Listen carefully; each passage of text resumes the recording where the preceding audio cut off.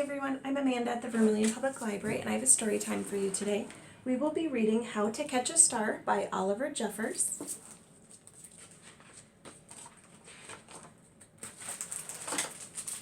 Once there was a boy, and the boy loved stars very much. See all those stars in the sky? Should we count them?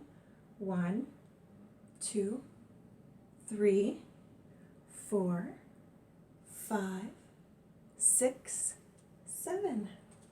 7 stars he can see. Every night the boy watched the stars from his window, and he wished he had one of his very own. He dreamed of how this star would be his friend. They would play hide and go seek and take long walks together. The boy decided he would try to catch one. He thought that getting up early in the morning would be the best, because then the star would be tired from being up in the sky all night. You think that makes sense? When do we see stars? Do we see them during the day when the sun is out?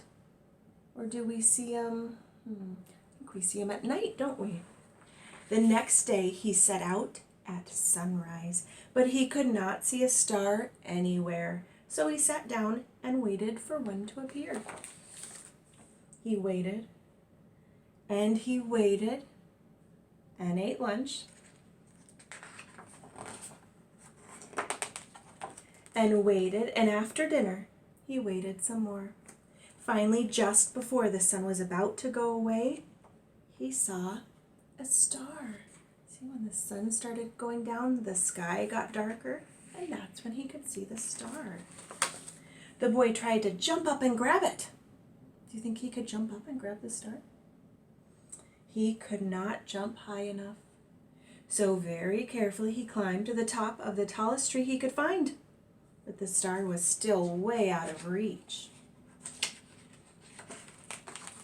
He thought he might lasso the star with the life preserver from his father's boat, but it was much too heavy for him to carry. If only he could fly up in a spaceship and just grab the star, but the only spaceship he owned was made of paper, and it didn't fly well at all. That won't work, will it? Perhaps he could get a seagull to help him fly up into the sky to reach the star. But the only seagull he could find didn't want to help.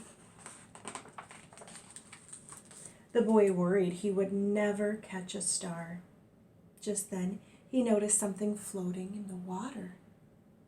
It was the prettiest star he had ever seen, just a baby star. It must have fallen from the sky. Do you see it there? There's one star in the water, and there's one star up in the sky. He tried to fish it out with his hands, but when the boy reached out to touch the star, it just rippled through his fingers. Do you know what that was? It was a reflection from the star in the sky. You see how this one, the light from this star, was reflected in the water. So he couldn't catch that one either. Now the boy was sad, but in his heart, the wish just wouldn't give up. Slowly, he began to walk home. And that's when he saw it, washed up on the bright golden sand. Do you see what he sees? What is it? A star. The boy had caught a star of his very own.